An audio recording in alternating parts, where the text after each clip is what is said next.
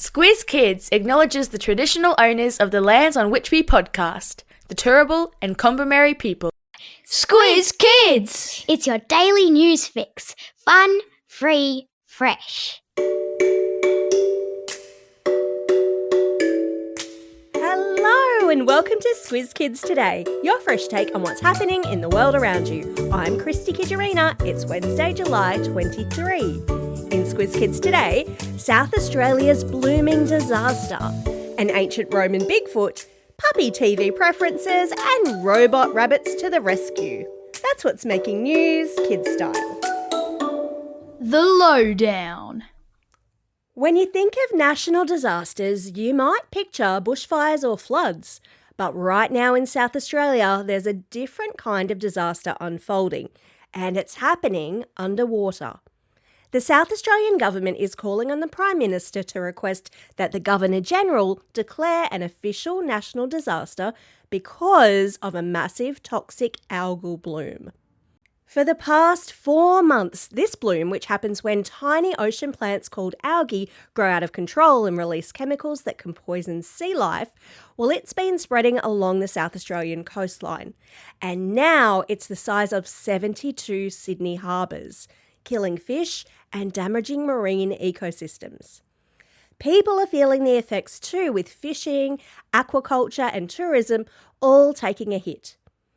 Experts say a marine heatwave with ocean temperatures 2.5 degrees above normal created the perfect conditions for this bloom. They were hoping for a cold front to break it up, but unfortunately it never came. If the disaster is officially declared, the federal government could provide extra funding to help with clean-up and to support affected communities. Our thoughts are with you, South Australia.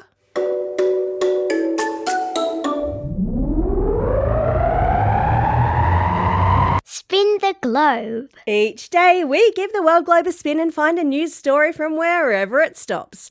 And today we've landed in England at an ancient Roman military site near the famous ruins of Hadrian's Wall, where archaeologists have made a big discovery. And I mean really big. They've found an enormous collection of old Roman shoes, and many of them are surprisingly large. At a site called Magna, just south of Hadrian's Wall, one shoe was a whopping 32.5 centimetres long. If you've got your ruler near you, take a look. That's bigger than your school ruler. It's about an Australian men's shoe size of 13 or 14. It's really unusual because most Roman shoes from this region are much smaller, around size 7 or size 8. So experts are scratching their heads.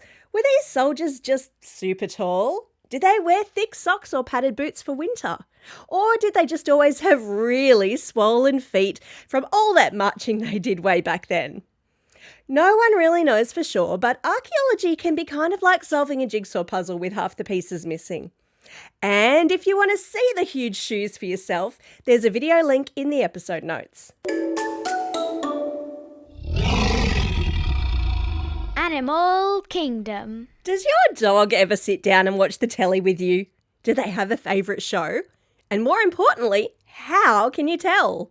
According to a new study, your dog's personality might explain what kind of TV they like and how long they'll sit for. Researchers surveyed more than 450 dog owners, asking about their pups' personalities and TV watching habits.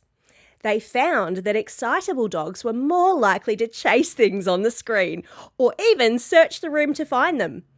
Anxious or nervous dogs, on the other hand, seemed to notice things like cars or doorbells on TV, even when there were no real ones around. Researchers say that this kind of study could help to improve dogs' lives, especially if they're home alone a lot or living in a shelter. Knowing what kind of shows dogs respond to could help make TV a fun and calming experience. Now we just have to teach them to use the remote.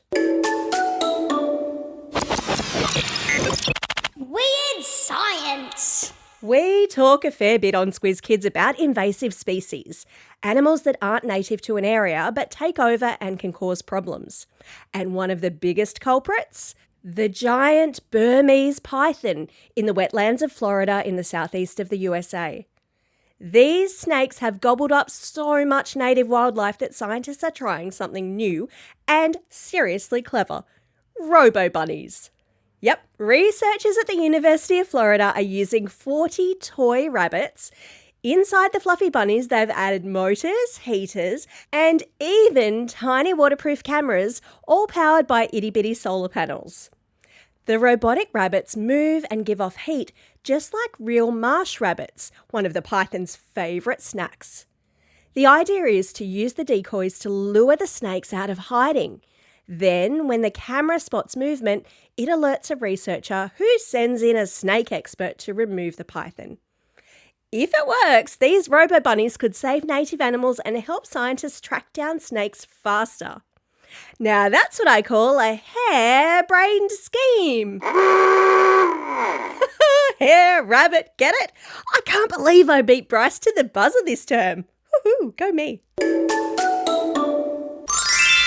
Q&A call out. Hands up if you've heard of a book called The 13-Story Treehouse. Then you probably also know 26, 39, 52 and all the way up to 169-story Treehouse books. And you quite possibly know the author, Andy Griffiths. Well, Andy is also a great friend of Squiz Kids, and on the occasion of the impending release of his new book, You and Me and the Peanut Butter Beast, Andy has bravely agreed to take the Squiz Kids hot seat and take part in another Squiz Kids Q&A. This is your chance to ask anything you want of one of the most popular and successful kids authors in Australia. How and where does he write? How does he come up with these kooky ideas? Who was his favourite author when he was your age? What's his favourite ever story in the treehouse? Does he have a pet? What does he do when he's not writing? Anything at all. And here is the fun part. The 10 best questions will win a copy of Andy's new book. And the best question, as judged by Andy, will win a double pass to see Andy in person at his Sydney Opera House show in September. So don't just sit there sending your questions already. Email them to squizkids@thesquiz.com.au. You've got until Tuesday, August 5. Time for the quiz. This is the part of the podcast where you get to test how well you've been listening. Question number 1. What type of natural disaster is South Australia experiencing? Yep, sadly they're having a toxic algal bloom. Question number 2. Which 2 things did anxious and nervous dogs notice most on TV? Ooh, a tricky one. Did you say cars and doorbells? You are correct. And question number 3, what's the name of the invasive snake species scientists are trying to lure out of hiding in Florida? That would be the Burmese python.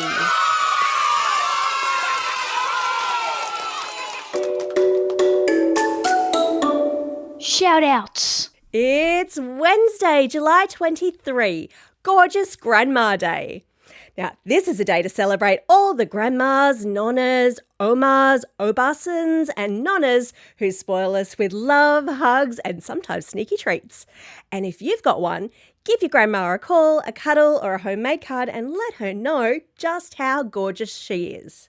Today is also a special day for these Squiz Kids celebrating a birthday today. Clara from Narrabeen, Syra from Plumpton, Alana from Doncaster East, Logan from Brigadoon, Aria from Camberwell and Hugo listening all the way over there in Paris, France. And a belated birthday shout out for yesterday goes to Louis, listening all the way over there in Lembongan in Bali.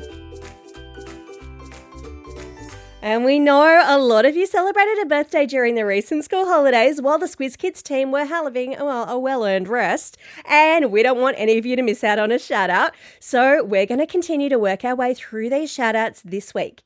And I reckon we need to crack out the old birthday reggae tune. Hit it. And a very happy belated birthday shout out to Kevin from Queensland, Shania and Apar from Forest Lake, Evie from Cheltenham, Connor and Hosanna from Eglinton, John from Palmyra, Olympia from Carnegie, Sophia from Bentley East, Ben and Chevy from Yass, Jackson from Fernvale, Gemma from Doncaster East, Frankie from West Albury, Amity from Jerilderie, Sigrid from Sutherland, Isabel from Curry Curry, Sebastian from Geelong, Edwin from Wishart, Susie from Dundas Valley, Winston from Newington, and Isabel from Concord West.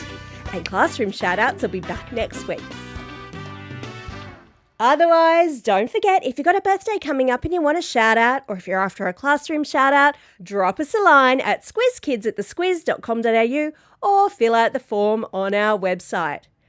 Well, that's all we have time for. Thanks for listening to Squiz Kids today, and we'll be back again tomorrow. In the meantime, make sure you get out there and have a most excellent day. Over and out.